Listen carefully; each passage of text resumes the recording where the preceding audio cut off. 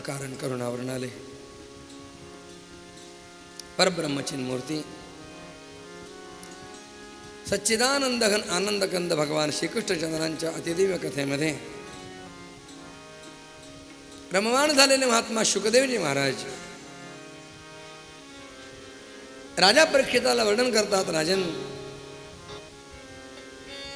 आज द्वारकेमध्ये फार मोठा उत्सव साजरा झाला.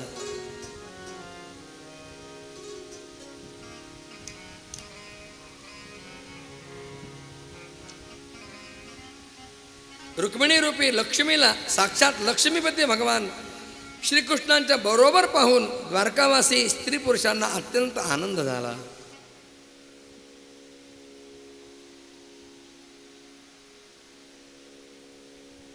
भगवान श्रीकृष्ण आणि रुक्मिणी यांचा विवाह म्हणजे काय? सामान्यांसारखा विवाह नाही आहे. भगवान श्रीकृष्ण प्रत्यक्ष परब्रह्म आहेत आणि भगवती रुक्मिणी ही साक्षात भक्ती रूप आहे.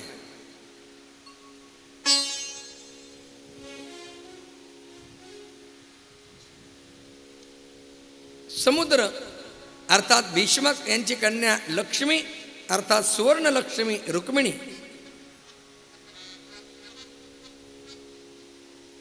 रुक्मिणीच्या आणि भगवान श्रीकृष्णांच्या विवाहामध्ये रुक्मी नावाचा भाऊ प्रतिबंध करतो आहे.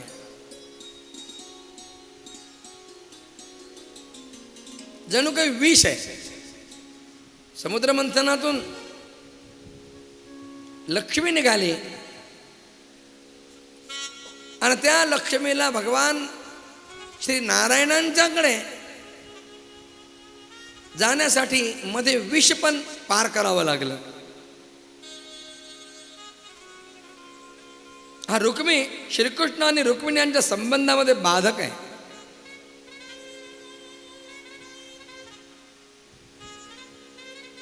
भगवंताच्या कृपेशिवाय हा प्रतिबंध दूर होत नाही.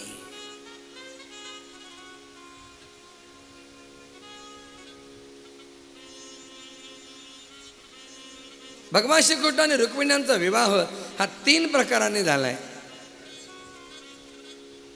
रुक्मिणीनं प्रेम संदेश पाठवला, हा म्हणजे जणू गांधर्व विवाह आहे. भगवंताने रुक्मिणीचं अपहरण केलं, जणू काही राक्षस विवाह आहे. आणि विधिविधानपूर्वक शास्त्रीय पद्धतीनं प्रभूंनी रुक्मिणीचं पाणीग्रहण केलं म्हणून हा ब्राह्म विवाह पण आहे.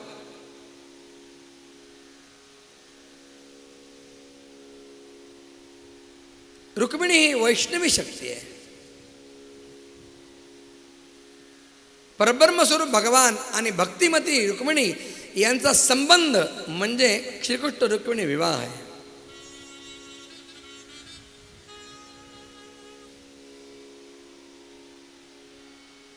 देवाशी संबंध जोडणारे कोण आहेत? कृष्ण रुक्मिणी यांचा विवाह करण्यामध्ये मध्यस्थ कोण आहे?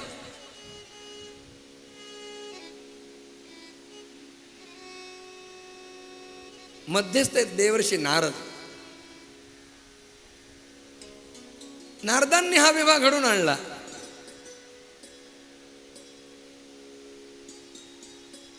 जेव्हा जीवाला भगवंताशी संबंध जोडायचा असतो त्यावेळेला त्या जीवाचा देवाशी संबंध जोडून देणारे स्वर्णमध्य म्हणजे संत महात्मे.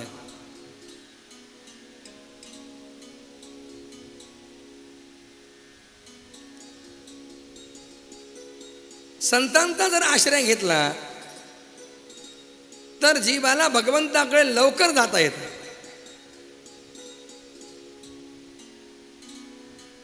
कुणी म्हणेल मी माझ्या प्रयत्नांनी माझ्या उपासनेनं जाईन, किती जन्म घ्यावे लागतील नाही सांगताय.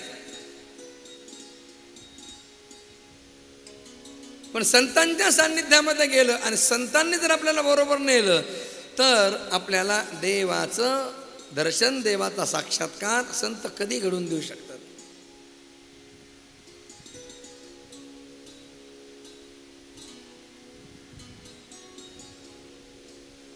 काय झालं, एका मुंगीला नागपूरहून मुंबईला जायचं होतं. जाऊ शकते ना, असं थोडंच आहे.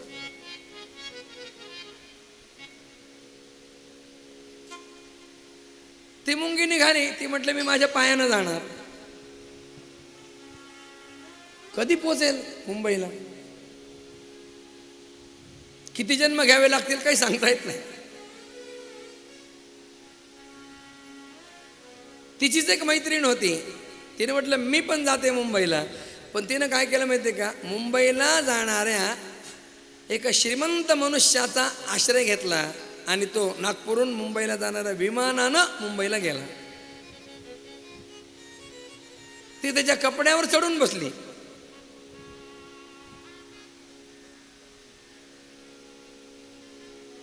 स्वतःच्या पायानं मुंबईला जाणं किती जन्मात जाता येईल सांगता येत नाही. स्वसामर्थ्यानं भगवंताची प्राप्ती करण्याचा विचार करणं किती जन्मात देव भेटेल नाही सांगता येत. बहूनाम जन्मनामंते ज्ञानवान माम प्रपद्यते. गीतेमध्ये भगवान सांगतायत ज्ञानी सुद्धा अनेक जन्मांनी मला प्राप्त होत. ज्ञानाची गोष्ट आहे, सामान्याची गोष्ट सोडा.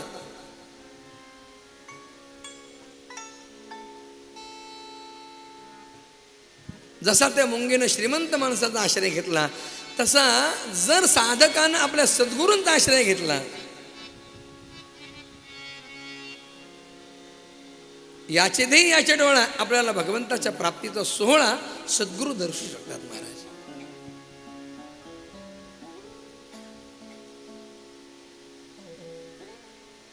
फक्त अनन्य भावानं सद्गुरूंना शरण गेलं पाहिजे आणि त्यांनी सांगितलेलं साधन निस्संदेह अंतःकरणानं आणि एकाग्रतेनं निष्ठेनं केलं पाहिजे.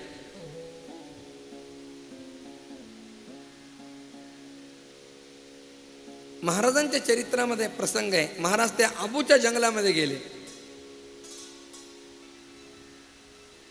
तिथे त्यांना चोरांनी अडवलं. बेदम मारहाण केली, पण महाराजांना काही झालंच नाही. त्याने नागपाश बंधन केलं, नागपाश बंधन करून त्यांना टाकलं, पण महाराजांवर त्याचा काही परिणाम झाला नाही. त्याच्यातले 2 चोर त्यांनी ते पाहिलं, महाराजांना शरण आले. महाराजांनी त्यांचं आयुष्य बदललं.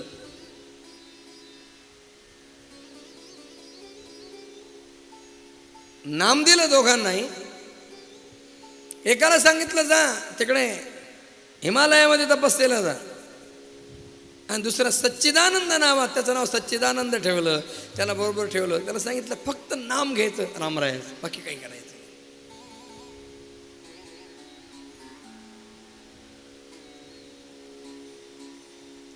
नाम सुद्धा घेत असताना पुष्कळानं नाम घेण्याची प्रवृत्तीच होत नाही. आपल्याला नाम घेण्याची प्रवृत्ती होते. आता नाम घेण्यासाठी काही करायचं नाही, बळच नाम घेण्याचा प्रसंग नाही. नाम घेण्याची आवड आहे. आता त्याच्यात सुधारणा थोडी काय करायची. आपण जे नाम घेतो ते नाम हे अपराध विरहित असलं पाहिजे, दोष विरहित असलं पाहिजे.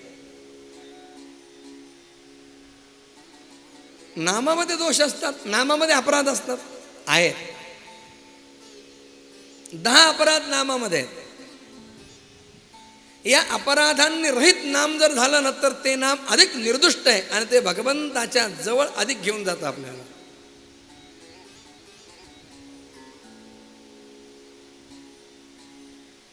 महात्म्यांनी नामाचे 10 अपराध सांगितलेत बघा.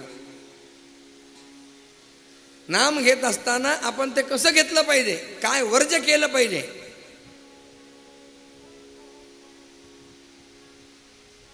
सन्निंदा असति नाम वैभव कथा श्रीशेषयोर्भेदधी अश्रद्धा श्रुतिशास्त्र देशिक गिराम नाम्यर्थवाद भ्रमः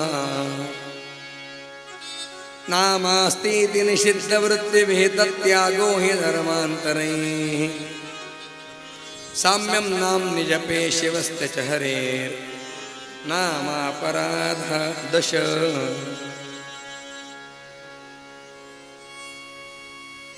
10 अपराध सांगितले, 10 अपराधांनी विरहित नाम पाहिजे. पहिला अपराध सांगितला सन्निंदा. आपण नाम घेतो आहोत आणि एकीकडे नाम घेत असताना एखाद्या साधू पुरुषाची, सज्जनाची निंदाही करतो आहोत.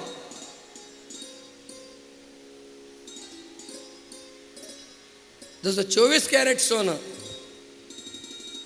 त्याच्यामध्ये काही मिसळत गेलं तर ते 22, 23, 18, 19 असं येत जातं, खाली खाली येत जातं.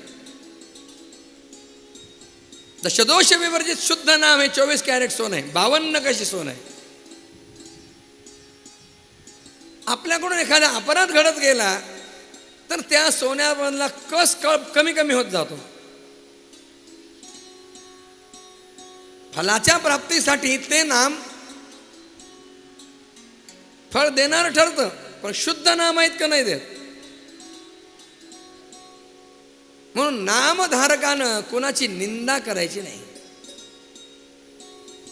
सन्निंदा दुर्जनाची पण नाही, सज्जनाची तर नाहीच नाही. काही लोक निंदा करतात, निंदा करताना म्हणतात मी निंदा नाही करत, मी वस्तुस्थिती सांगतोय म्हणतात. कशाला सांगतो वस्तुस्थिती? आपल्याला कोणी विचारले?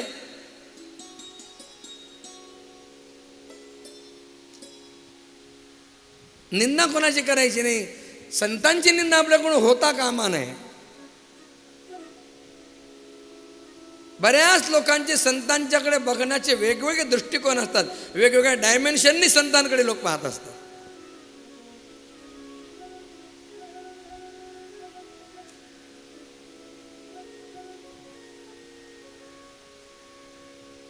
आज तर ते इतकं भयानक झालंय ना, सोशल मीडिया हातामध्ये, ज्याला अजिबात नामाचा गंध नाही तो सुद्धा एखाद्या श्रेष्ठ संतांच्यावर ताशेरे ओढायला जातो.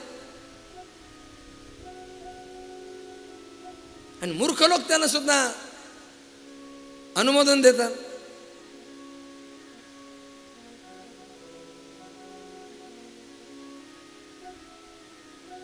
नामधारकाकडनं सन्निंदा होता कामा नये. असं ती नाम वैभव कथा. अयोग्य व्यक्तीला नामाचं वैभव सांगत बसण्यात अर्थ नाही. ज्याचा नामावर विश्वासच नाही तो नास्तिक आहे, जो देवच मानत नाही.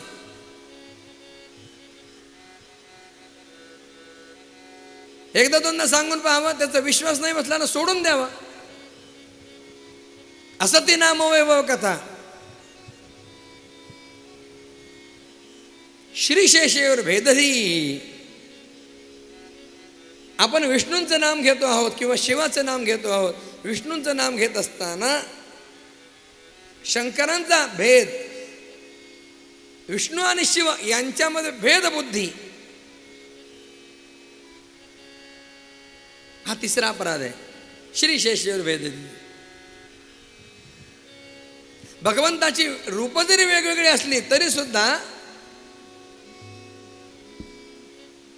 माळेमध्ये असलेल्या दोऱ्याप्रमाणे भगवान सगळ्यांमध्ये अनुस्यूत आहे.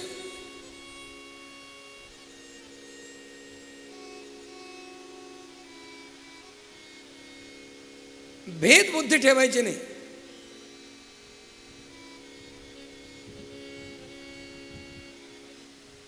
अश्रद्धा श्रुतीशास्त्र देशिक गिराम. नाम घेतोय आम्ही, मग नाम घेत असताना वेदांबद्दल अश्रद्धा मनात येता कामा नये. श्रुती म्हणजे वेद. शास्त्राच्या बद्दल मनामध्ये अश्रद्धा होता कामा नये. देशिक गिराम, देशिक म्हणजे आपले सद्गुरू, त्यांनी सांगितलेला जो उपदेश आहे त्याबद्दल मनामध्ये संदेह निर्माण होता कामा नये, अश्रद्धा निर्माण होता कामा नये.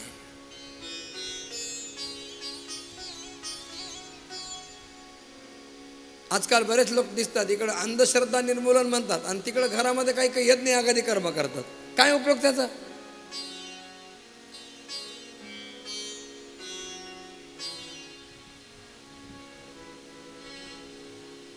नामधारकाची वेदावर, शास्त्रावर, गुरुवर नितांत श्रद्धा पाहिजे. नाम्यर्थवाद भ्रम. भगवंताच्या निरनिराळ्या नामाचे अर्थ काय काय आहेत त्यामध्ये विनाकारण वाद करण्यात अर्थ नाही.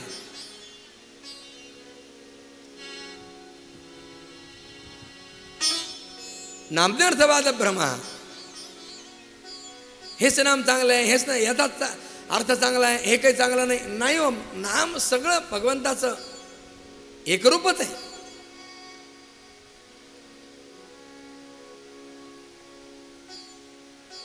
पुढचा अपराध आहे नामास्ती ती निषिद्ध वृत्ती विहित. आम्ही नाम घेतोय ना, मग आम्ही काही केलं तर चालतं असं नाही चालत. निषिद्ध वृत्ती करता होत येता कामा नये. आपण भगवान नाम घेतो आहोत, त्या नामाचा अंतःकरणावर परिणाम होण्यासाठी आपल्या जीवनामध्ये शुचित्व सुद्धा पाहिजे, आपल्या जीवनामध्ये पावित्र्य सुद्धा राखलं पाहिजे. उगीच नको नको ते खाल्लं, नको नको ते पिलं आणि नाम घेतोय आम्ही, आम्हाला काही होत नाही असं नाही चालत. निषिद्ध वृत्तीचा त्याग केला पाहिजे.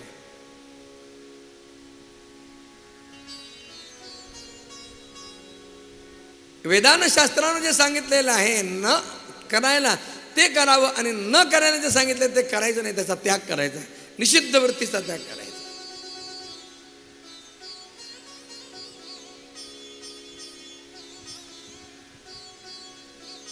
त्यागोही धर्मांतरही,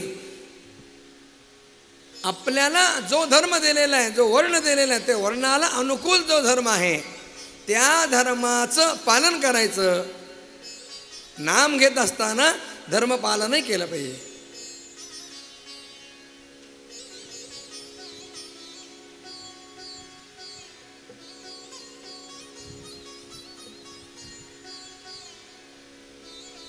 साम्यम नामने जपे शिवस्तेच्या हरे नामापराधा दश. शिव आणि हरी यांच्या नामामध्ये त्या ठिकाणी फरक पाहणं हा 10वा अपराध आहे.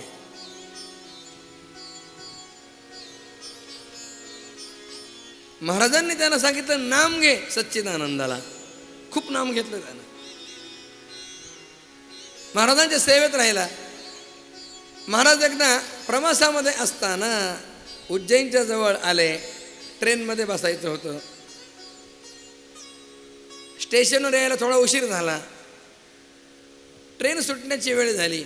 हा सच्चिदानंद आधी सामान घेऊन पोहोचला होता. महाराजांना यायला वेळ होता. गाडी निघणार एवढ्यात त्या सच्चिदानंदानं त्या गाडीकडे पाहिलं आणि त्या गाडीला त्यानं एक शिवी असडली. ए लौंडी कहाँ जा रही है? मेरे गुरुदेव अभी आने बाकी है. जब तक वो नहीं आते तब तक निकलना नहीं.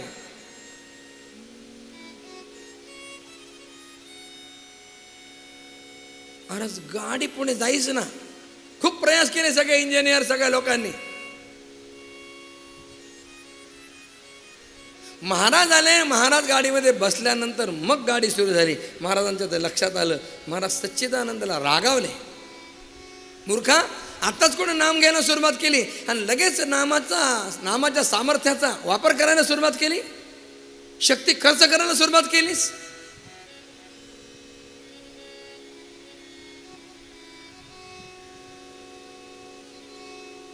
रागावले महाराज. आणि त्याने सांगितलं नामाचा दुरुपयोग केला असतो, नामाच्या शक्तीचा खर्च केला सामान्य गोष्ट. अरे आपण साधू, आपण बैरागी, आज नाही पोहोचलो उद्या पोहोचू.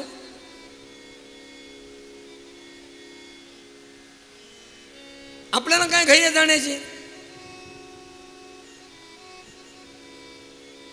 बऱ्याच वेळेला बरेच लोक उशीर झाला किंवा घाई आहे म्हणून एखाद्या चांगल्या गोष्टीला बाजूला सरून जातात. पण पुढे असा अनुभव येतो, ट्रॅफिक जॅम, सिग्नल, कितीतरी वेळ तिथंच थांबावं लागतं.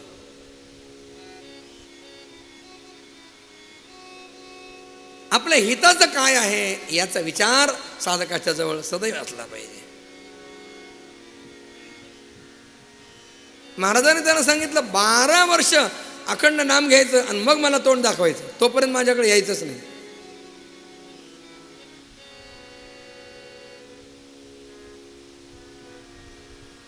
साधकानं आपल्याजवळ असणाऱ्या साधनेला सुद्धा जपून ठेवलं पाहिजे. म्हणून कुणाला शिव्याशाप द्यायचे नाही. अपशब्द बोलायचे नाही. शिव्या शाप दिल्यानं, अपशब्द बोलल्यानं आपल्या वाणीच्या द्वारा आपल्या शक्तीचं क्षरण होतं.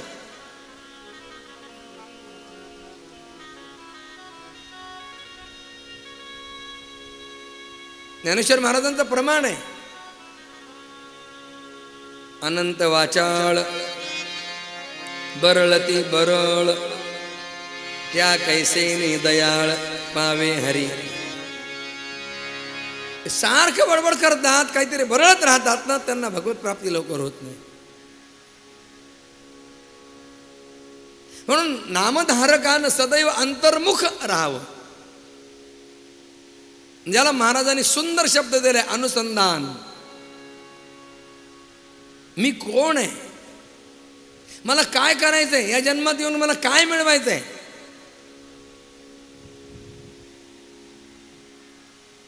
कस्तवम कोहम कुत आयातः कामे जननी कोमे तातः. मी कोण आहे, कुठून आलोय, माझी जननी कोण आहे, माझा पिता कोण आहे.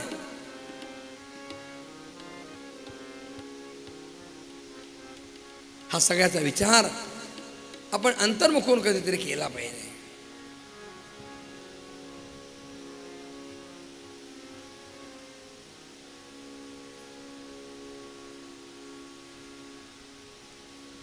शुकदेव सांगतात, राजा भक्तिमती रुक्मिणी आणि परब्रह्म भगवान यांचं मिलन, यांचा संगम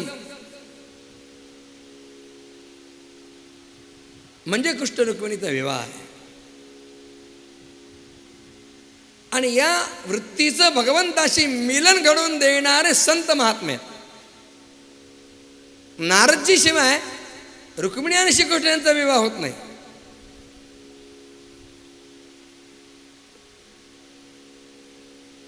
आपल्याला जर भगवत प्राप्ती करायची असेल तर संतांच्या शिवाय भगवंताची प्राप्ती नाही होऊ शकत. हरि प्राप्तीसी उपाय, हरि प्राप्तीसी उपाय, प्राप्तीसी उपाय, हरि प्राप्तीसी उपाय, हरि प्राप्तीसी उपाय, हरि प्राप्तीसी उपाय, प्राप्तीसी उपाय, हरि प्राप्तीसी उपाय. धरावे संतांचे ते पाय, धरावे संतांचे ते पाय, खेळे साधती साधने, खेळे साधती साधने, खेळे साधती साधने. धरावे संतांचे पाय, धरावे संतांचे पाय, खेळे साधती साधने, साधती साधने, साधती साधने. तुटते भवाची बंधने,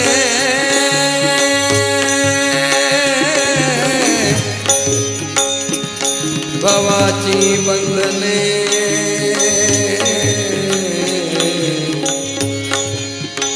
भवाची बंधने.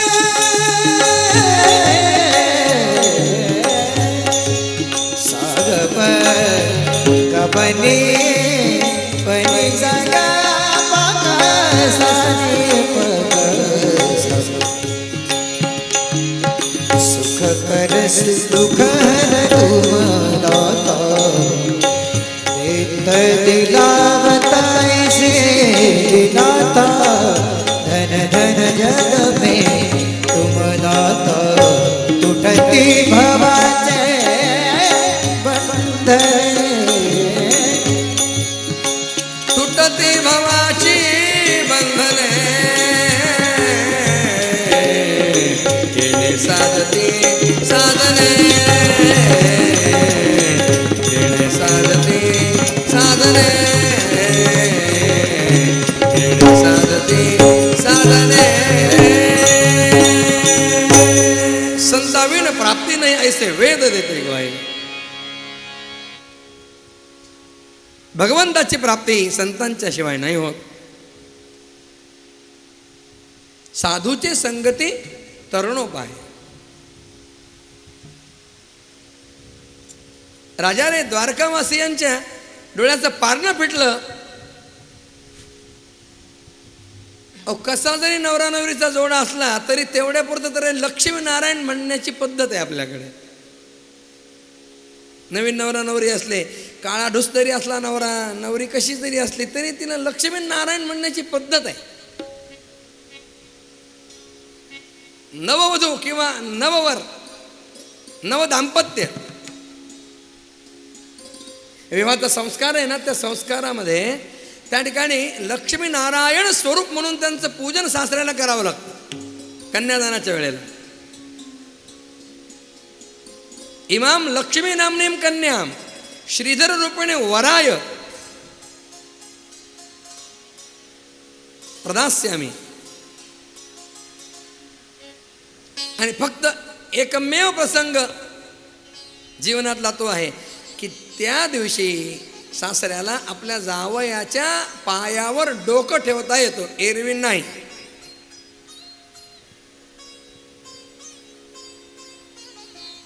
फक्त एकमेव तो प्रसंग आहे. त्या प्रसंगामध्ये तो नारायण स्वरूप आहे म्हणून त्याच्या पायावर मस्तक ठेवून नमस्कार आहे. अधिक मासात जावयाला वाण द्या, धोंडे दान द्या, काय द्यायचं तर द्या, पण तिथं नमस्कार सासऱ्याने करायचा अशी पद्धत नाही. ज्यांना माहिती नाही ते करतात.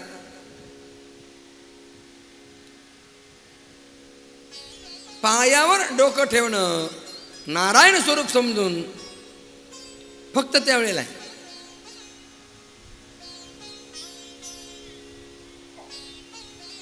हे काही भागवतात नाही, उगाच जाता जाता सांगितलं मी. धोंड्याचा महिना सुरू आहे म्हणून. राजा भगवान श्रीकृष्णांचा गृहस्थाश्रम आरंभ झाला.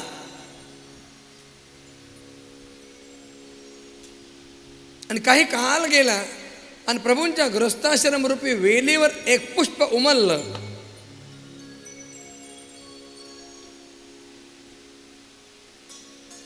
प्रत्यक्ष कामदेव भगवंताच्या पोटी पुत्र रूपानं जन्माला आलेला आहे.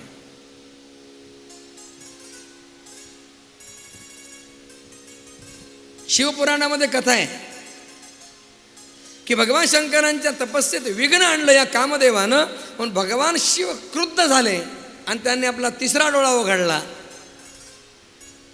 आणि त्या तृतीय नेत्राग्नीनं कामदेवाला जाळून टाकलं. कामदेवाची पत्नी रती रडू लागली, भगवान शंकरांना शरण गेली. भगवान शंकरांनी सांगितलं, रती आता हा काही काळ असा अनंग राहील, याला शरीर राहणार नाही. द्वापार युगामध्ये जेव्हा भगवान श्रीकृष्णांचा अवतार होईल तेव्हा भगवान श्रीकृष्णांच्या पुत्राच्या रूपानं हा कामदेव जन्म घेईल आणि मग त्याला शरीर प्राप्त होईल.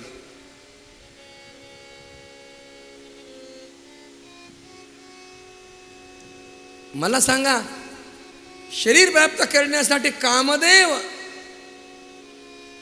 ज्या कामदेवाच्या सौंदर्याचं खूप वर्णन येतं, तो कामदेव भगवंताच्या आश्रयाला येतो, भगवंताच्या पोटी जन्म घेतो, म्हणजे तो भगवान किती सुंदर असेल.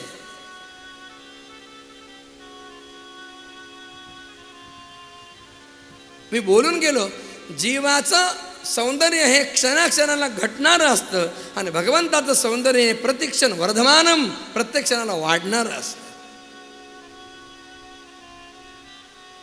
दिने दिने नवम नवम नमामि नंद संभवम.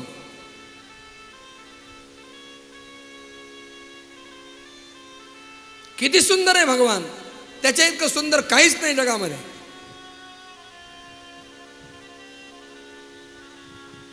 रामानुजाचार्यांच्या जीवनातला एक प्रसंग मला आठवतो. कृष्ण भक्त आहेत रामानुजाचार्य. एकदा ते रस्त्यानं जात असताना त्यांना एक असं दृश्य दिसलं की समोरून एक दिव्य अशी सुंदर स्त्री येते आणि त्या स्त्रीला पाहण्यासाठी पुष्कळ गर्दी झालेली आहे. ती स्त्री रस्त्यानं चालते. मग तिचं आपल्याला दर्शन नीट व्हावं म्हणून काही लोक होते त्याच्यातले, ते असं उलटं चालत होते. ती समोरून येते, मग ती आपल्याला दिसावी म्हणून ती इकडे इकडे यायला लागली. मग ती उलटं चालले, दृष्टी तिच्याकडे, मागे रिव्हर्स गाडी. रामानुजाचार्यांनी विचारलं त्यांच्या लोकांना, ही कोण आहे ही स्त्री आणि हे लोक असे उलटे का चालले? त्यांनी सांगितलं, महाराज ही आपल्या नगरीतली सर्वात सुंदर वेश्या आहे, गणिक आहे, हिरोईन. तिला बघण्यासाठी सगळ्यांची ही गर्दी आहे.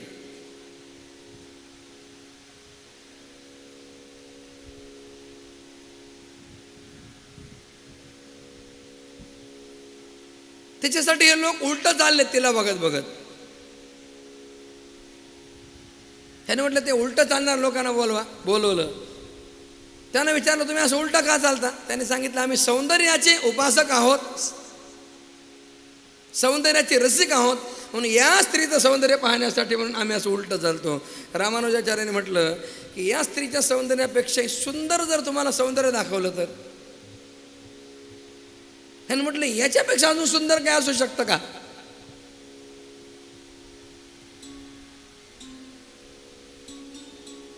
सौंदर्याच्या कल्पना वेगवेगळ्या असतात महाराज. कुणाला कशात कशात सौंदर्य वाटत असतं.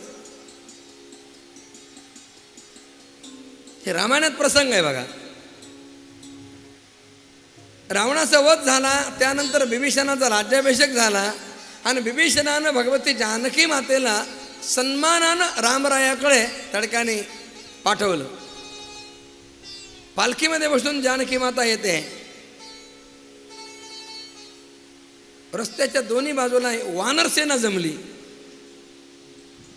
त्या वानराने विचार करायला सुरुवात केली, जिच्यासाठी आपण युद्ध केलं आपल्याला माहीत पण नाही. जानकी माता पण हनुमानजी शिवाय दुसरं कोणी पाहिलेलं नाही तिला. ती जानकी कशी दिसते हे पाहण्यासाठी ते माकड सगळे वानर प्रयत्न करू लागले. आता जानकी माता उंच पालखीमध्ये होती. मग ते माकड काय करायला लागले, वानर उड्या मारून पाहायला लागले. एकानं म्हटलं, बरं तुझी एवढी उडी काय, माझी त्याच्यापेक्षा उंच उडी. आता वानर असते सगळे उड्या मारायला लागले. रामप्रभूंनी विचारलं, हे काय चाललंय? सांगितलं की जानकी मातेला बघण्यासाठी वानर हे सगळं करतायत. रामप्रभूंनी म्हटलं, हे वानरांमुळेच तर मला विजय मिळाला आहे. त्याने सांगितलं, लक्ष्मणा जानकीला सांग पालखीतून खाली उतरून चालत ये, माझ्या सगळ्या वानरांना तुझं दर्शन झालं पाहिजे. पालखी थांबवली. जानकी माता पालखीतून खाली उतरली आणि रस्त्यानं सगळी चाललेली आहे. आजूबाजूला वानर उभे आहेत. ते वानर तिच्याकडे पाहतात आणि पाहिल्यानंतर ते वानर आपापसात बोलू लागले, ही होय सीता, आणि हिच्यासाठी एवढं युद्ध झालंय काय, आणि ही सुंदर आहे काय. ते वानर सगळे बोलू लागले. एकानं म्हटलं, काय सुंदर आहे, हिला शेपूट सुद्धा नाही म्हणले. ही सुंदर कशाची? आता त्या वानरांची सौंदर्याची कल्पना काय, ज्याचं शेपूट खूप चांगलं ते सुंदर.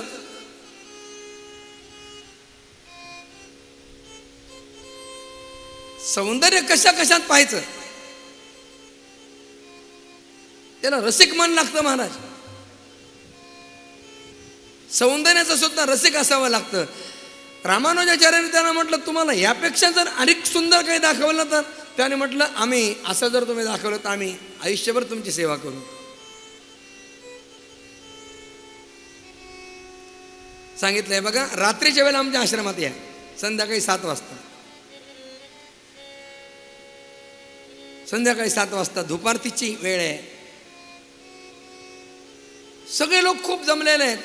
रामानुजाचार्यांनी पाहिले ते 4 चोर आलेत की नाही, ते सुद्धा आले होते. आल्यानंतर त्यांनी पाहिलं ते आलेले आणि त्यांनी भगवंताला, भगवान श्रीकृष्णांना प्रार्थना केली, देवा आता तुम्ही असं आपलं असं सौंदर्य दाखवा, असं रूप प्रकट करा, असं रूप प्रकट करा की सगळे मोहित झाले पाहिजे.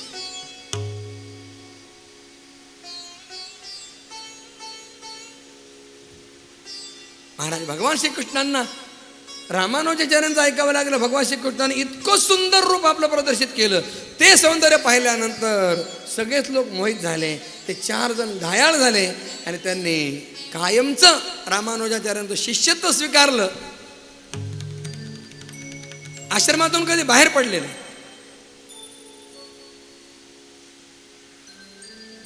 महाराज भगवंताच्या इतकं सुंदर काही नाही आहे जगामध्ये.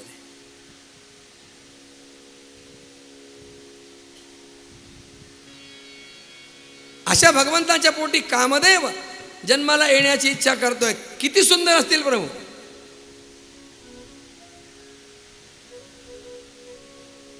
आनंद झाला, बारसं झालं, प्रद्युम्न असं नाव ठेवलं.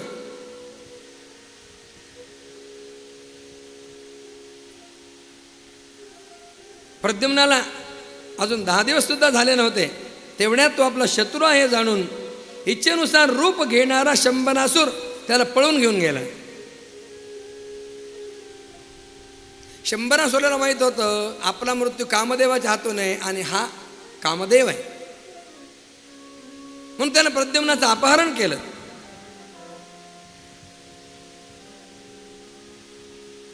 वाटेमध्ये समुद्र लागला, ते समुद्रात फेकलं. त्याला वाटलं मरेल, पाण्यात बुडून. जाको राखे साईया मार सके ना कोई. भगवंताचा पुत्र आहे तो. एका मोठ्या माशानं गिळून टाकलं त्याला आणि कोळ्याने तो मोठा मासा आपल्या जाळ्यामध्ये पकडला. एवढा मोठा मासा आपल्याला काय करायचा, म्हणून त्याने काय केलं होतं, शंभरासुरालाच नेऊन भेट नेऊन दिला. पुन्हा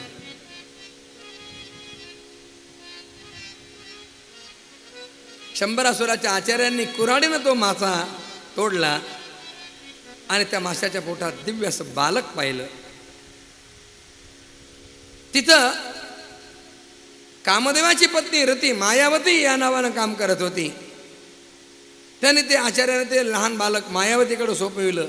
मनामध्ये शंका उत्पन्न झाली. तेव्हा नारदाने ते लावून त्या मुलाचं मूळ स्वरूप, उत्पत्ती, माशाच्या पोटात जाणं हे सगळं सविस्तर सांगितलं आणि सांगितलं हा तुझा पती आहे.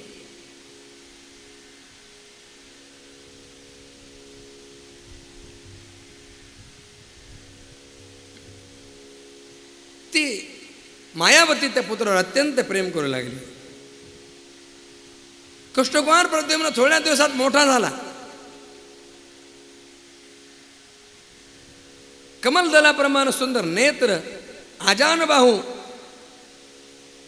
सर्वात सुंदर असणाऱ्या त्या प्रद्युम्नाकडे पाहून रती एकदा पत्नीच्या सारखे हावभाव करू लागले. प्रद्युम्नानं विचारलं, आई तुझी बुद्धी अशी कशी बदलली? अगं तू माझी माता आहेस. आईच्या माया टाकून तू एखाद्या कामिनीसारखी का बरं माझ्याशी वागतायत? त्यावेळेला रतीने सांगितलं, प्रभू आपण स्वतः भगवान नारायणांचे पुत्र आहात. आपण माझे पती कामदेव आहात आणि मी आपली धर्मपत्नी रती आहे.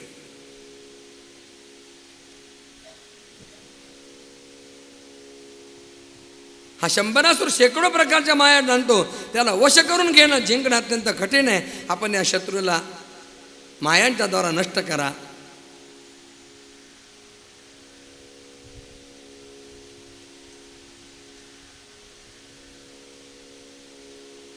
मायावतीने प्रद्युम्नाला त्या ठिकाणी महामाया नावाची सगळ्या प्रकारच्या माया नष्ट करणारी विद्या दिली. आणि त्यानंतर प्रद्युम्न आणि शंभरासूर यांचं युद्ध झालं. आणि युद्धामध्ये प्रद्युम्नानं शंभरासुराचा त्या ठिकाणी वध केला. देव फुलांचा वर्षाव करून स्तुती करू लागले. त्यानंतर मायावतीनं त्याला आकाशमार्गानं द्वारकेमध्ये नेलं. प्रद्युम्न द्वारकेमध्ये आलेला आहे. प्रद्युम्नामध्ये आणि भगवान श्रीकृष्णामध्ये हुबेहूब सारखेपणा होता. प्रद्युम्न समोरून येत असताना रुक्मिणीनं पाहिलं आणि तिला वाटलं हेच आले, म्हणून तिनं लाजून पदर घेतला. पण जवळ आल्यानंतर अंतरंगामध्ये वात्सल्याची भावना निर्माण होऊ लागली. रुक्मिणीला कळे ना असं का होत आहे.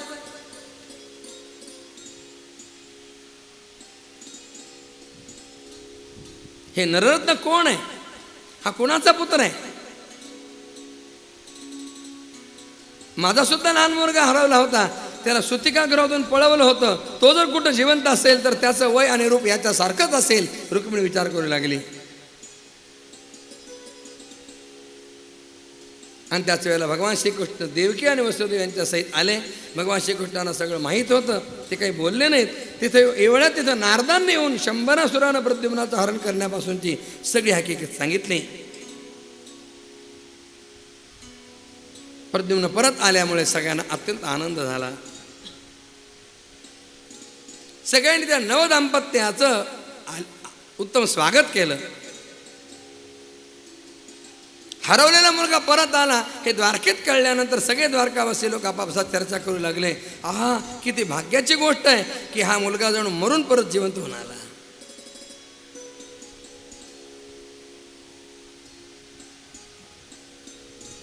राजा यानंतर भगवान श्रीकृष्णांचे अन्यान्य विवाह आहे. सत्राजित नावाचा एक व्यापारी, द्वारकेमध्ये सूर्याचा भक्त, सूर्यानं त्याला सेमंतक नावाचा एक मणी दिलेला होता. त्या मण्याची रोज पूजा करत असे. पूजा केल्यानंतर त्या मण्यामधून 8 भार म्हणजे 113 किलो सोनं रोज निघत असे.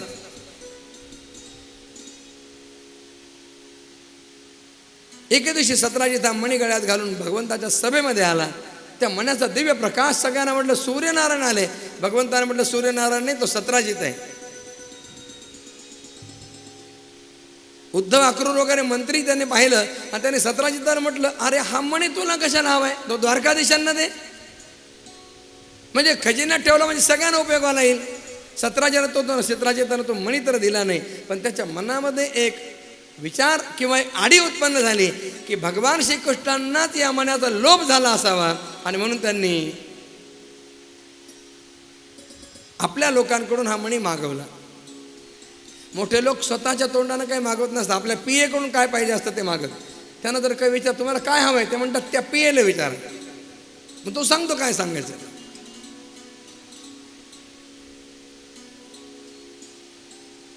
सत्राजिताचा गैरसमज झाला. त्याचा भाऊ प्रसेन तो मणी गळ्यामध्ये घेऊन शिकार करण्यासाठी गेला.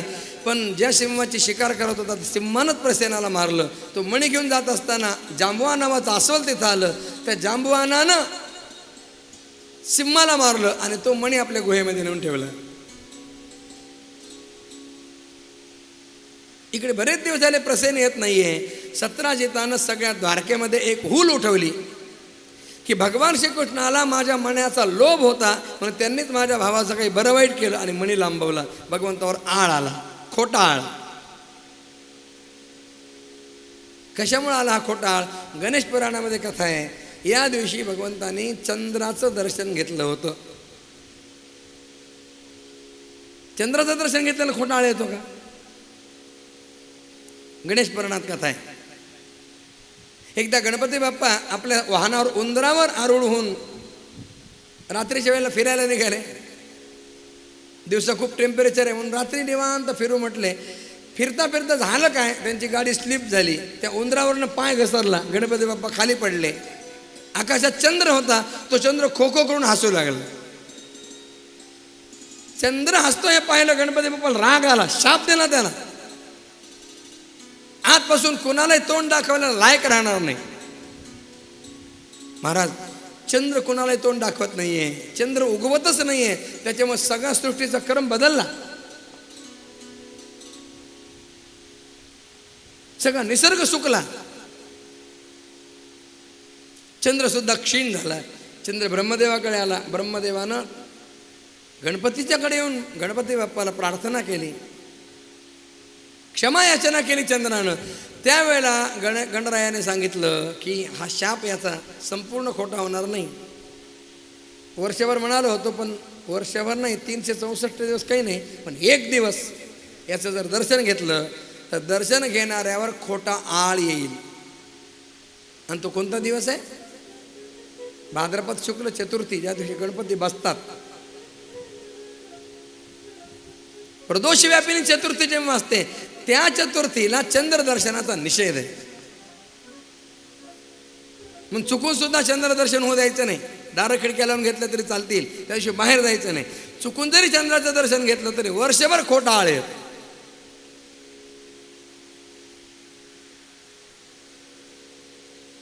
भगवान श्रीकृष्णाने विचार केला, आता त्या मण्याचा शोध घेतल्याशिवाय या कलंकाचं परिमार्जन होणार नाही. भगवान वनात आले, प्रसेन मरून पडलेला पाहिला. अहो ते बोलते सिंहाच्या पावलाचे ठसे आहेत. सिंह मरून पडलेला पाहिला. अस्वलाच्या पावलाचे ठसे. त्यांचा मागोमाग घेत भगवान जांबुवनाच्या गुहेमध्ये आले. आपल्या लोकांना बाहेर ठेवलं, एकटेच आत गेले भगवान. तो मणी दिसला, तो घेऊन जाऊ लागले. जांबुवती त्याची मुलगी ओरडली. जांबुवान तिथे आलेला आहे आणि जांबुवानानं भगवान श्रीकृष्णांशी युद्ध करायला सुरुवात केली. 1 नाही 2 नाही 28 दिवस युद्ध झालं, अहोरात्र. 10-15 दिवस झाले. हे बाहेर थांबलेले लोक वाट पाहिले त्यांनी आणि विचार केला, आत बहुतेक कृष्णाचं काहीतरी वाईट झालं दिसतंय. मग सगळेजण निघून गेले द्वारकेमध्ये. द्वारकेत ही वार्ता पसरल्याबरोबर, कळल्याबरोबर साऱ्या द्वारकेमध्ये शोक कळा पसरली. देवकी माता अत्यंत शोक संतप्त झाली. त्यावेळेला नारदांनी त्यांना सांगितलं की तुम्ही देवी भागवताचं अनुष्ठान करा. देवी भागवताच्या महात्म्यामध्ये कथा आहे. आणि मग वसुदेव देवकी यांनी नवरात्रीमध्ये 9 दिवस देवी भागवताची आराधना केली. देवी भागवताचं पारायण केलं, देवी भागवताची कथा केली. इकडे जांबुवानानं विचार केला की माझ्याबरोबर न थकता युद्ध करायला एकमेव माझे प्रभू श्रीराम समर्थ आहेत. हा वीर कोण आहे जो न थकता युद्ध करत आहे? आणि त्यानं विचारलं भगवंताला. भगवान श्रीकृष्णांनी त्याला राम रूपामध्ये दर्शन दिलं.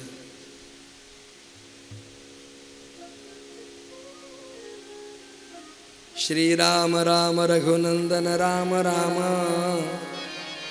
श्रीराम राम भरताग्रज राम राम, श्रीराम राम रणकर्कश राम राम, श्रीराम राम शरणं भव राम राम. रामरूपात दर्शन दिलं. जांबुवानानं युद्ध थांबवलं. अरे हे तर माझे स्वामी आहेत. प्रभूंच्या चरणावर प्रणाम केला. तो मणी दिला आणि प्रार्थना केली, देवा माझी जांबवती कन्या सुद्धा स्वीकारा. भगवंताने जांबवतीला घेऊन आले. द्वारकेमध्ये आले. भगवान आलेचं कळताच सगळीकडे आनंद झाला. आणि बरोबर त्या दिवशी 9वा दिवस होता. तिकडे देवी भागवताचं पारायण अनुष्ठान संपलं आणि इकडे भगवंताचं आगमन झालं.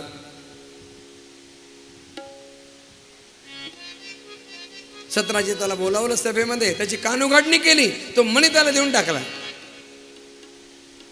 सत्राजिताने विचार केला, पण उगीच विनाकारण आळ घेतला. मोठ्याशी वैर करणं चांगलं नसतं. सत्राजित हुशार होता. त्यानं भगवंताला प्रार्थना केली, देवा मला क्षमा करा. माझी सत्यभामा नावाची कन्या मी आपल्याला देऊ इच्छितोय. या सत्यभामेचा तुम्ही स्वीकार करा. भगवंताने सत्यभामेचा स्वीकार केला. जांबवतीचं सत्यभामेचं भगवंताचं लग्न लागलं. लग्नाच्या वेळेला सत्राजितानं म्हटलं, देवा हा मणी मी तुम्हाला आनंद देऊ इच्छितोय. भगवान श्रीकृष्णाने म्हटलं, तो मणी तुझ्याकडेच राहू दे, मला तो मणी नको.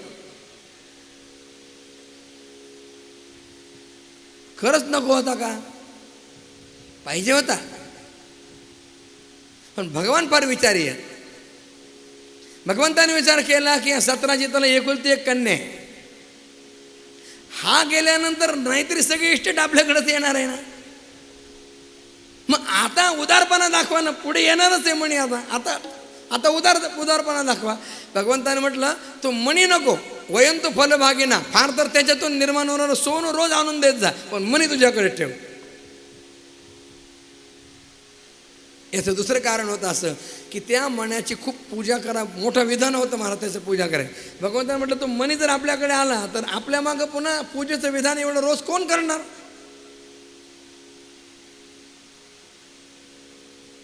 शुकदेव सांगतात, राजन यानंतर भगवंताचा विवाह कालिंदीशी झालाय. कालिंदी म्हणजे यमुना. सत्याभद्रा, लक्ष्मणा, नागनजिती यांच्याशी प्रभूंचा विवाह झाला. शुभमंगल सावधान. या 8 पट्ट राण्या आहेत भगवंताच्या, 8 राण्या. या 8 राण्या म्हणजे काय? रुक्मिणी वैष्णवी शक्ती आहे, सत्यभामा सौरी शक्ती आहे, जांबवती ब्राह्मी शक्ती आहे. 3 शक्तीचे अंतर्यामी भगवान श्रीकृष्ण आहेत. कालिंदी आत्मबोध स्वरूप आहे, मित्रविंदा तपस्या स्वरूप आहे, नागनजिती सत्या ही योग रूप आहे, आणि लक्ष्मणा ही भक्ती रूप आहे. या 5 जण विद्यांच्या वृत्ती आहेत, पंचविद्यांच्या वृत्ती. अविद्या निवृत्तीसाठी यांचे स्वामी भगवान श्रीकृष्ण आहेत, त्यांची आवश्यकता आहे. 8 पट्ट राण्या, अष्टधा प्रकृतीचे स्वामी भगवान आहेत. यानंतर एके दिवशी भगवान आपल्या महालामध्ये बसलेले असताना देवराज इंद्र आला आणि इंद्रानं भगवंताला प्रार्थना केली, देवा भौमासूर नावाच्या दैत्यानं माझ्या आईची कुंडल चोरून नेलीत कानाची, आणि त्या कुंडलामधून अमृत निघत असते रोज, ती परत आणून द्या. आणि एवढ्यात 16,100 राजांच्याकडून एक दूत आला. त्यानं स्टेटमेंट प्रभूंना दिलं की भौमासूर नावाच्या दैत्यानं 16,100 राजांची राजकन्या एक एक चोरून नेली आहे आणि ते आपल्या तुरुंगात डांबली आहे, त्यांची सुटका करा. भगवंताने विचार केला, एकाच कामासाठी दोघांचा निरोप आहे. भगवान भौमासुराच्या प्राग ज्योतिषपूर नगरीला जायला निघाले. निघणार एवढ्या सत्यभामा आडवी आली. देवा कुठे निघालात? भगवंताने म्हटलं, सत्यभामे तुला तुझ्या आईबापाने संस्कार दिले नाहीत का ग? अगं कोणी बाहेर चाललं असतं तर त्याला असं हटकायचं नसतं कुठे चाललात म्हणून, काम होत नसतं.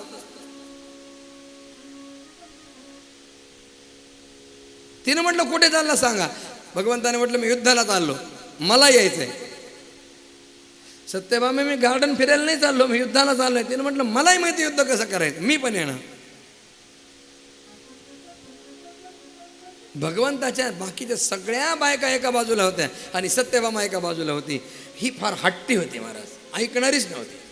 आता देवाला जर अशी हट्टी बायको मिळाली तर त्याचा इलाज काही चालत नाही. आपल्याला जर मिळाली असली एखादी तर आपलं काय इलाज चालणार?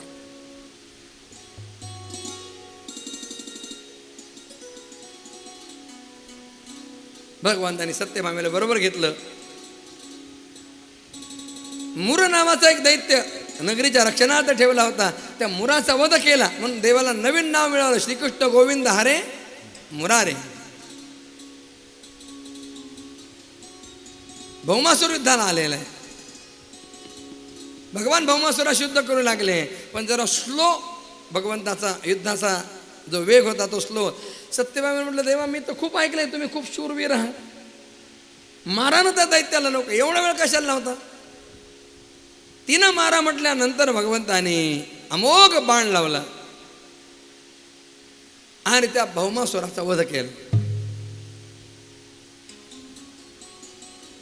बायकोनं मारा म्हटल्याबरोबर मारलं, याचं कारण वेगळं होतं.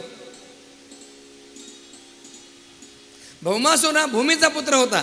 भगवान वराहांचा जेव्हा स्पर्श झाला त्यावेळेला हा पुत्र झालाय भूमीला. या भूमीनं भगवंताला प्रार्थना केली, देवा मला तुम्ही वचन द्या माझ्या या मुलाला तुम्ही मारणार नाही. भगवंताने म्हटलं असं वचन नाही देता येणार. तुझा मुलगा जर धर्मानं वागला तर नाही मारणार, पण अधर्म जर केला तर मला मारावं लागेल त्याला.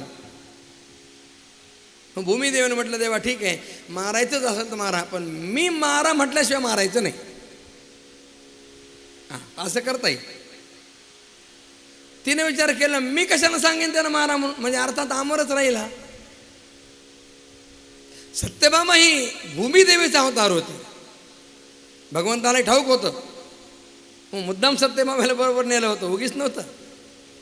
सत्यभामेनं देवा मारा म्हटल्यानंतर अमोघ बाण लावला आणि त्या भौमासुराचा वध केला. पृथ्वीने भौमासुराचा पुत्र भगदत्त त्याला भगवंताच्या पायावर घातलेला आहे. त्याला राज्याभिषेक केला. भगदत्तानं 16,100 राजकन्यांची मुक्तता केली. त्या राजकन्यांनी भगवंताला प्रार्थना केली, देवा आम्ही शुद्ध आहोत शिलानं चारित्र्यानं, पण आम्ही या राक्षसाच्या बंदिशाळेत राहिलेलो आहोत, म्हणून बाहेर गेल्यानंतर समाज आमच्यावर दोषारोपण करेल, आमच्याबद्दल आशंका घेईल. समाजामध्ये विकृत मनोवृत्तीचे लोक असतात महाराज. मर्यादा पुरुषोत्तम भगवान श्रीरामचंद्रांनी अग्नीच्या साक्षीनं भगवती जानकी शुद्ध आहे असं म्हणून स्वीकार केला होता, तरी सुद्धा त्यांना जानकीचा त्याग करावा लागला. हे पूर्वीपासून चालत आलेलं आहे. समाजामध्ये जसे सत्प्रवृत्त लोक असतात तसे दुष्प्रवृत्त लोक सुद्धा असतात, विनाकारण त्रास देणारे. भर्तृहरीने म्हटलंय बघा, मृगमीन सज्जनानाम मृगमीन सज्जनानाम तृणजल संतोष वीत वृत्तीनाम लुब्ध कधीवर पिशुना निष्कारण वैरिणो जगती. मृगमीन सज्जनानाम, मृग म्हणजे हरिण, मीन म्हणजे मासा, सज्जन मनुष्य. हरिण काय करतो, आपलं गवत खाऊन राहतो, कुणाला त्रास देत नाही. मासा सुद्धा पाण्यामध्ये राहतो, कुणाला त्रास देतो का? सज्जन मनुष्य सुद्धा कोणाला त्रास देत नाही. हरिण तृण खाऊन राहतो, मासा जल पिऊन राहतो, तृण जल.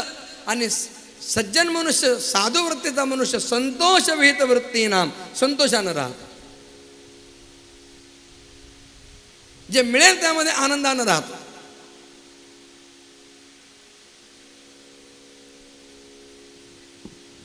तृणजल संतोष विहित वृत्तीनाम. परंतु या तिघांना सुद्धा विनाकारण त्रास देणारे 3 लोक आहेत म्हणे, लुब्धक, धीवर आणि पिशुना. लुब्धक म्हणजे भिल्ल, विनाकारण हरिणाला जाळ्यात पकडतो. धीवर म्हणजे कोळी, कारण नसताना माशाला जाळ्यात पकडून मारतो. आणि पिशुन म्हणजे दुर्जन मनुष्य, दुष्ट मनुष्य, हा विनाकारण साधूंना संतांना त्रास देतो.